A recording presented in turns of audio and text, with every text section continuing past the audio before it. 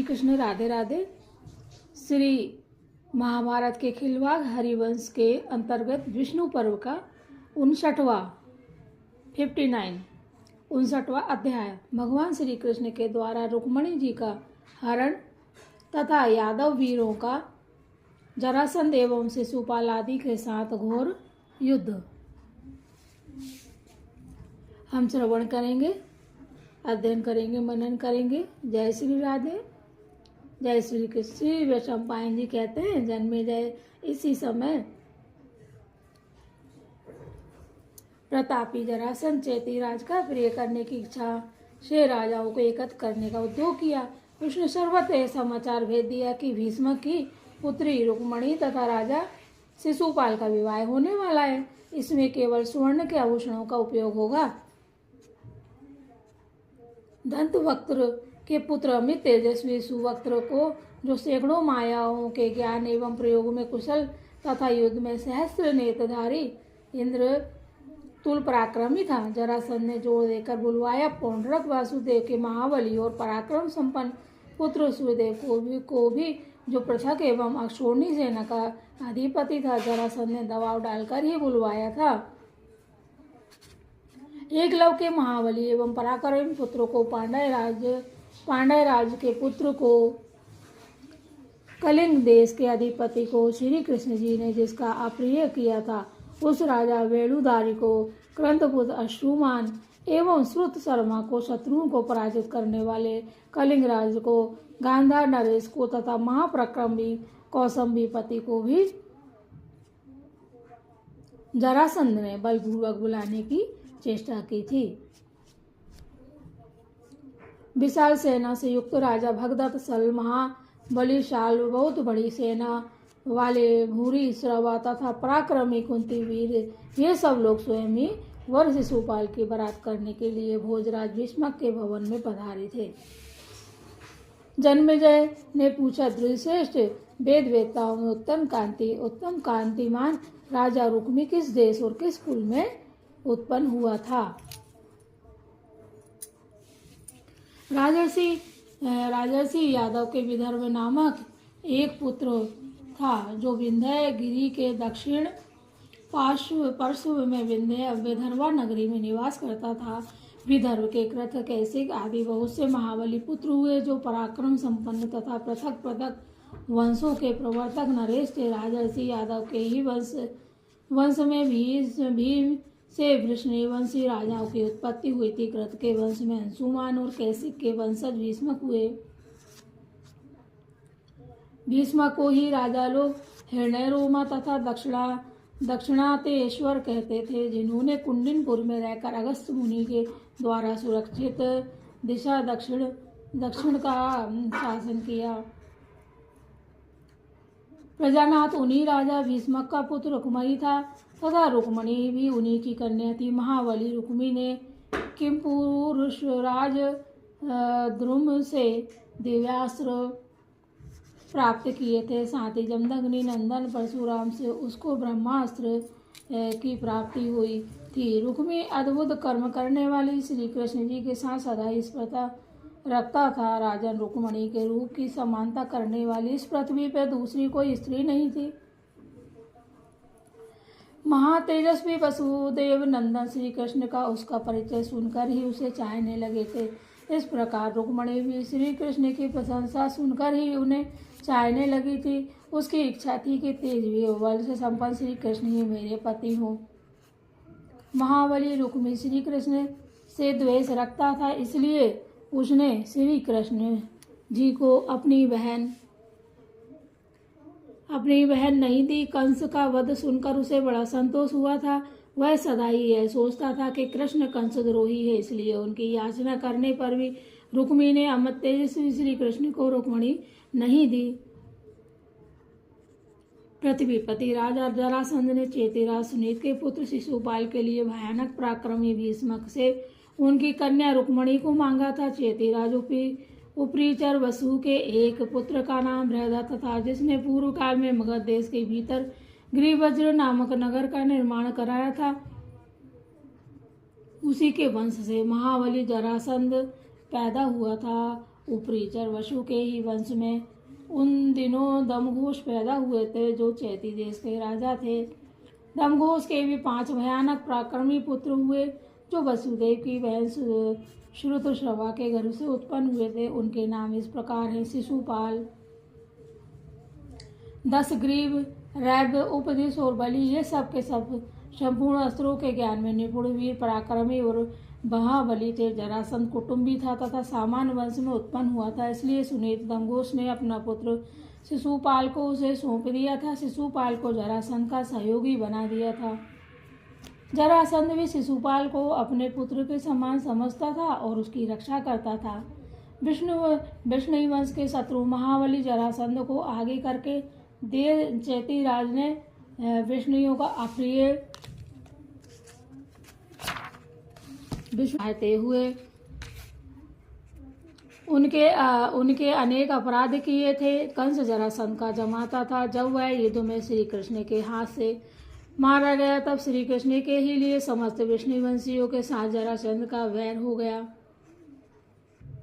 जरासंध ने सुनीत पुत्र शिशुपाल के लिए ही भीष्मक से रुक्मणी को मांगा था और पराक्रमी भीष्मक ने उसका शिशुपाल के लिए वाग्दान कर दिया। तब राजा जरासंध अपने सहायक दंत वक्त्र के साथ शिशुपाल को लेकर विदर्भ देश को गया।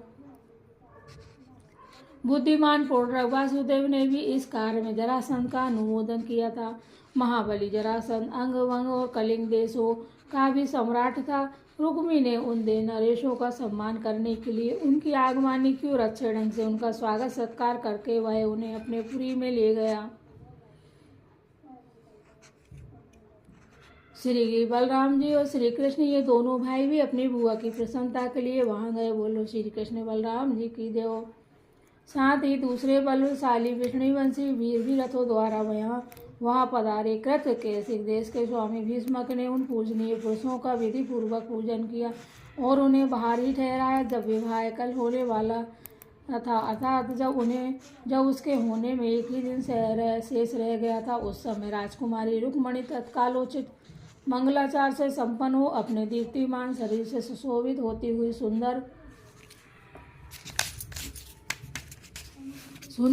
देवालय में इंद्राणी की पूजा करने के लिए 4 घोड़ों से जुते हुए रथ पर बैठकर ज्येष्ठ नक्षत्र में राजमहल से बाहर निकली। उस समय वह विशाल सेना से घिरी हुई थी। उस यात्रा के समय देव मंदिर के निकट परम सुंदर रूप से संपन्न साक्षात लक्ष्मी जी खड़ी हुई थी।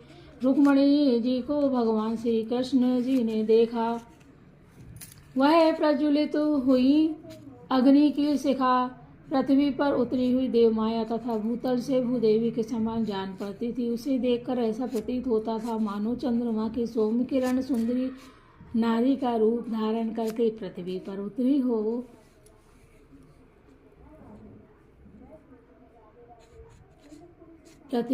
उतरी हो। बिना कमल की श्रेष्ठ लक्ष्मी हो अथवा भविष्य में होने वाली लक्ष्मी की सहायिका हो। देवताओं के लिए भी जिसका दर्शन होना अत्यंत कठिन था, उस रुक्मणी जी को बोलो रुक्मणी मैया की जय हो, श्री कृष्ण भगवान की जय।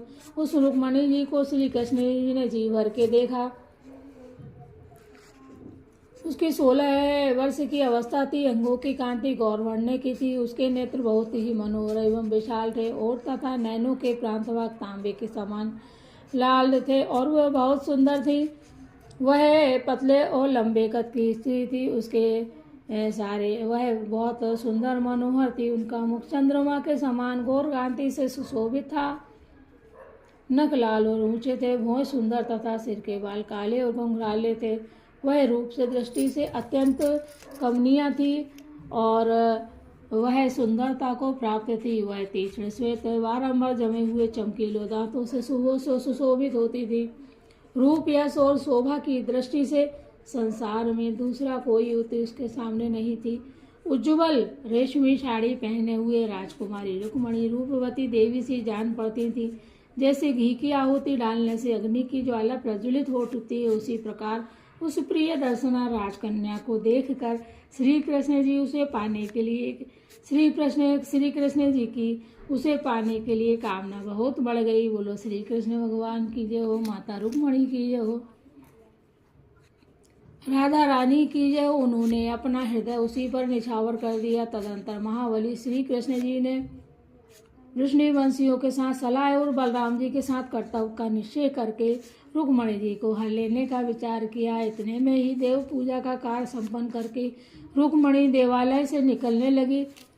उसी समय श्री कृष्ण जी ने सहसा पहुंचकर उन्हें अपने रथ में बिठाया और अपने उत्तम रथ पर बिठाकर पहुंचा दिया। इधर बलराम जी ने भी एक पेड़ उखाड़कर आक्रमण करने वाले शत्रुओं का उसी से संहार कर डाला। उस समय बलराम जी की आज्ञा पाकर समस्त यदुवंशी वीर युद्ध के लिए कमर कसकर तैयार हो गए। वे ऊंचे एवं विशाल ध्वजों से युक्त भांति भांति के रथों, घोड़ों और हाथियों द्वारा बलराम जी को चारों ओर से घेर कर खड़े हो गए। बलवान श्री कृष्ण युद्ध का सारा भार बलराम जी तथा सात्विकी पर छोड़कर रुक्मणी जी को साथ लेकर शीघ्र ही द्वारकापुरी को चल दिए। मधुसूदन श्री कृष्ण जी युद्ध का वह गुरुतर भाग बलराम और सत्यकी के सिवा क्रूर पृथु गद कृतवर्मा चक्रदेव सुदेव महाबली सारण निर्वत शत्रु पराक्रमी भयंकर विदुरथ उग्र शयन कंग शतधुम्न राजा आदिदेव मृदुर प्रसेन चित्रक आदि दांत बृहद दुर्ग श्रपलक सत्यक प्रत्यु तथा अन्यान्य वृष्णियों और अंधक वंश के प्रमुख वीरों पर रखकर द्वारकापुरी की ओर प्रस्थान किया। उधर दंतवक्त जरासंध और पराक्रमी शिशुपाल कवच बांधकर श्री कृष्ण जी को मार डालने की इच्छा से क्रोध में भरे हुए निकले। पराक्रमी चेतीराज शिशुपाल अंग वंग कलिंग तथा पुंड्रदेशीय योद्धाओं और अपने महारथी भाइयों के साथ युद्ध के लिए निकला। उस समय रोष में भरे हुए विष्णुवंश के महारथी वीरों ने जैसे देवता इंद्र को आगे रखते हैं उसी प्रकार बलराम जी को आगे करके उन समस्त शत्रुओं को आगे बढ़ने से रोक दिया। उस महासमर में वेग के आगे बढ़ते हुए महाबली जरासंध को सात्यकी ने 6 नाराजों से मारकर घायल कर दिया। क्रूर जी ने दंतवक्त्र को 9 बाणों से भेद दिया। तब करुषराज दंतवक्त्र ने 10 शीघ्रगामी बाणों द्वारा क्रूर को भी बीत कर बदला चुकाया। पृथु ने 7 बाणों से शिशुपाल जी को घायल कर दिया तथा तब प्रतापी शिशुपाल ने 8 बाणों से भी पृथु को क्षतविक्षत कर दिया। तब गौड़ेश्वर ने 6 अति दांत 8 और बृहद दुर्ग ने 5 बाणों से चेतेरा शिशुपाल को गहरी चोट पहुंचाई। शिशुपाल ने भी उन सबको 5-5 बाण मारकर बदला चुकाया। 4 बाणों से पृथु के चारों घोड़ों को मार डाला। इतना ही नहीं, शत्रुसूदन शिशुपाल ने एक भल्ल से बृहद दुर्ग का सिर काट लिया और गवेषण के सारथी को यमलोक पहुंचा दिया। तब वो महाबली एवं पराक्रमी पृथु अपने अश्वहीन रथ को त्याग कर शीघ्र ही बृहद दुर्ग के रथ पर जा चढ़े। पृथ्वी का सारथी भी तुरंत ही गवेषण के रथ पर जा बैठा और उसके वेगशाली घोड़ों को काबू में रखने की चेष्टा करने लगा। फिर तो वे कुपित हो धनुष और बाण हाथ में लेकर रथ मार्गों पर नृत्य करते हुए सुनीत पुत्र शिशुपाल पर बाणों की बौछार करने लगे। चक्रदेव ने पंख वाले बाणों से मारकर दंतवक्त्र की छाती छेद डाली। फिर 5 बाणों द्वारा उन्होंने युद्ध में षड्रथ को भी घायल कर दिया। तब उन दोनों ने भी पैनी धार वाले 10 मर्मभेदी बाणों द्वारा चक्रदेव को गहरी चोट पहुंचाई। फिर शिशुपाल के भाई बलि ने भी चक्रदेव को 10 बाण मारे। तत्पश्चात उसने दूर से ही 5 बाण मारकर वितुरथ को भी घायल कर दिया। वितुरथ ने भी 6 पैने बाण मारकर युद्ध में बलि को आहत कर दिया। फिर तब बलि ने महाबली वितुरथ को बदले में 30 बाण मारे। दूसरी ओर कृतवर्मा ने युद्ध में पौंड्रक वासुदेव के पुत्र को 3 बाणों से घायल कर दिया। साथ ही उसके सारथी को भी मार डाला और ऊंचे ध्वज को काट गिराया। तब क्रोध में भी हुए पौंड ने 6 बाण मारकर बदला चुकाया और एक भल्ल से कृत वर्मा का धनुष भी काट दिया। निवृत्त शत्रु ने बहुत से पहने बाण मारकर कलिंगराज को भी डाला। तब कलिंगराज ने एक तोमर का प्रहार करके उसके कंधे पर घाव कर दिया। पराक्रमी कंक ने हाथी द्वारा आक्रमण करके अंगराज के हाथी और अंगराज को भी तोमर से घायल कर दिया।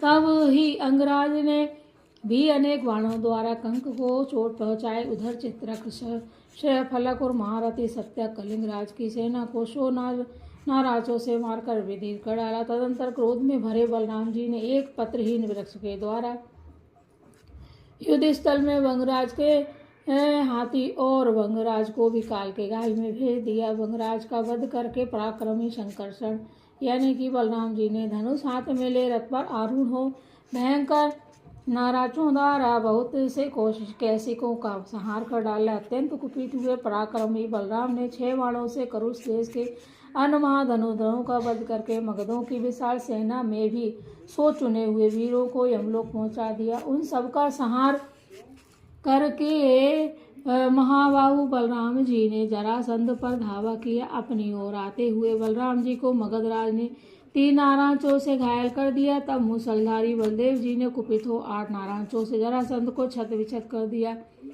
और उसके स्वर्ण भूषित ध्वज को एक भल से काट गिराया।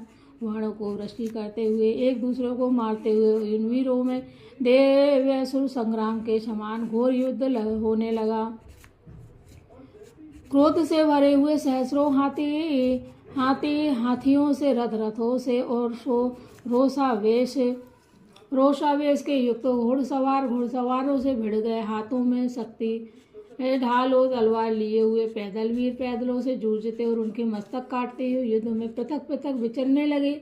कवचों पर गिराई जाती हुई तलवारें, गिरते हुए बाणों का महान शब्द पक्षियों के चहचहाने के समान सुनाई पड़ता था। युद्ध स्थल में महामनस्वी वीरों की प्रत्यंचा के खींचने और शत्रुओं के टकरानों का शब्द भेरी शंख मृदंग और वेणुओं की ध्वनि को आच्छादित कर देता था।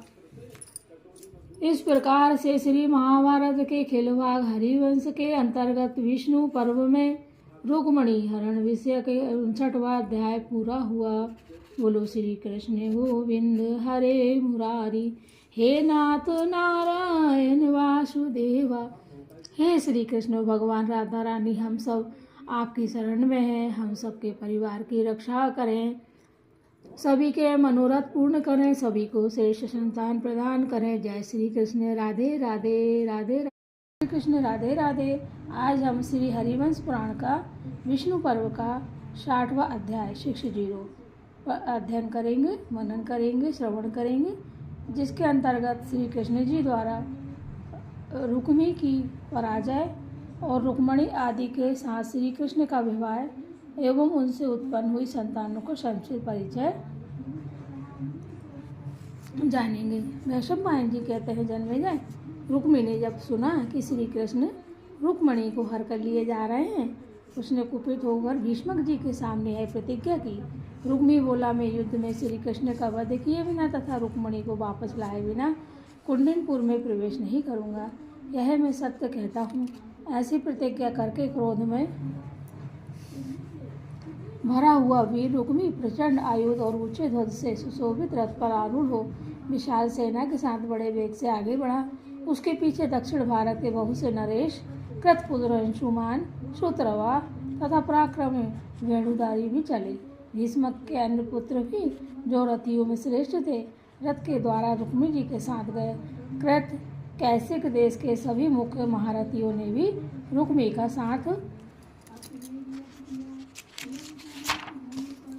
साथ दिया। उन सब ने दूर तक रास्ता तय करके नर्मदा नदी के किनारे अपनी प्रियतमा रुक्मणी के साथ रथ पर बैठे हुए श्री कृष्ण जी को क्रोधपूर्वक देखा। रुक्मी को अपने बल का बड़ा घमंड था। उसने अपने साथ आई हुई सारी सेना को एक जगह खड़ी करके द्वैरथ युद्ध करने की इच्छा से स्वयं ही द्वैरथ क्या होता देखते, द्वैरथ युद्ध करने की इच्छा से स्वयं ही भगवान मधुसूदन पर आक्रमण किया। उसने 64 पैने बाणों से श्री कृष्ण को बींध डाला। तब जनार्दन ने भी समर में 70 बाण मारकर रुक्मी से बदला चुका लिया। महाबली और पराक्रमी श्री कृष्ण जी ने विजय के लिए प्रयत्नशील रुक्मी के ध्वज को काटा तथा उसके सारथी के सिर को धड़ से काट लिया। उसे संकट में पड़ा जान दक्षिण दिशा के समस्त राजाओं ने श्री कृष्ण को मार डालने की इच्छा रखते हुए उन्हें चारों ओर से घेर लिया। महाबाहु अंशुमान ने 10 श्रुतर्वा ने 5 और क्रोध में भरे हुए वेणुधारिणी ने 7 बाणों से उन्हें घायल कर दिया। तब पराक्रमी गोविंद ने एक बाण से अंशुमान की छाती में छेद डाली। इससे व्यथित होकर राजा अंशुमान रथ के पीछे भाग में जा बैठा। तत्पश्चात श्री कृष्ण ने चारों बाणों से श्रुतर्वा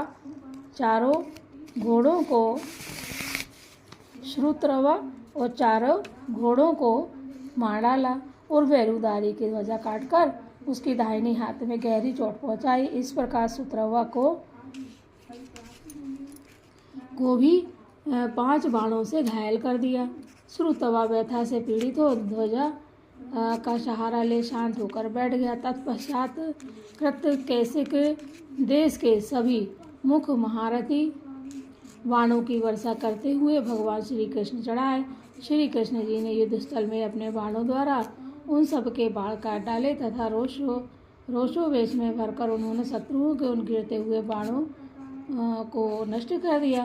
पर्वत के समान अविचल भाव से खड़े हुए उन महाबली श्री कृष्ण ने पुनः 64 पैने बाणों द्वारा क्रोध में भरकर अपने आक्रमण करने वाले शत्रु के पक्ष के अन्य वीरों को मार गिराया। अपनी सेना को भागती देख रुक्मी क्रोध के वशीभूत हो गया। उसने 5 तीखे बाणों से श्री कृष्ण की छाती में गहरी चोट पहुंचाई।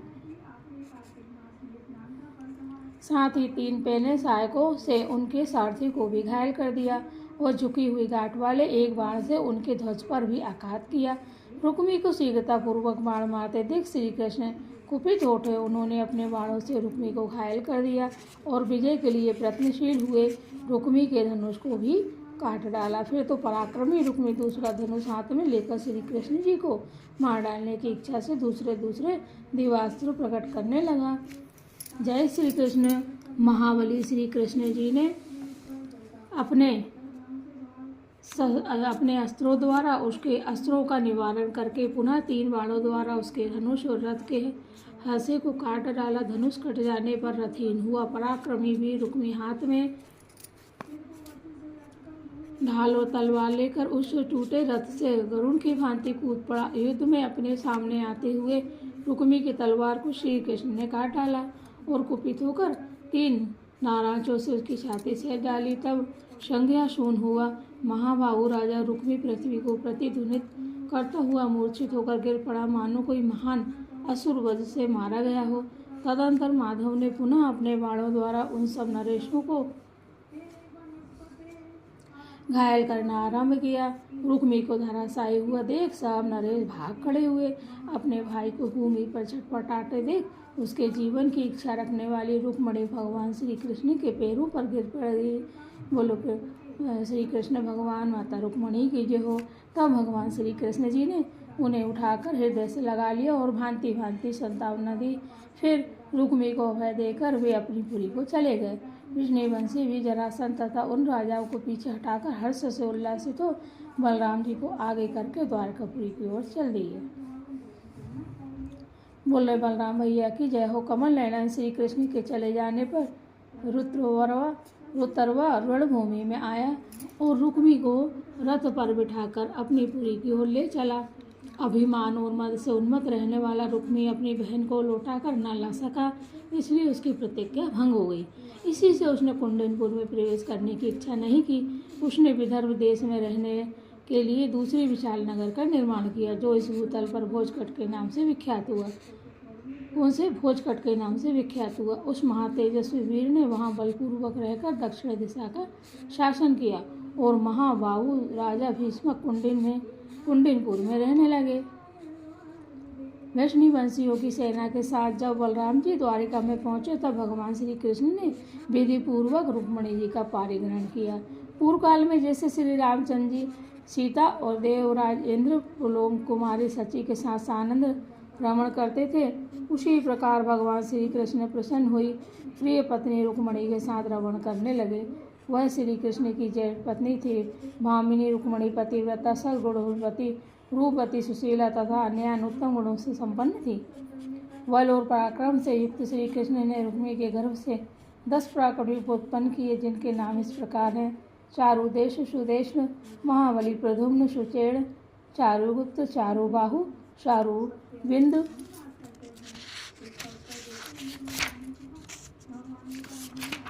चारुविंद्र, सुचारु, भद्रचारु और बलवानों में श्रेष्ठ चारु। इनके सिवाय कन्या को भी उन्होंने जन्म दिया, जिसका नाम चारुमती था। वे सभी पुत्र धर्म और अर्थ में कुशल, अस्त्र शस्त्रों के ज्ञाता तथा युद्ध में उन्मत्त होकर लड़ने वाले वीर थे।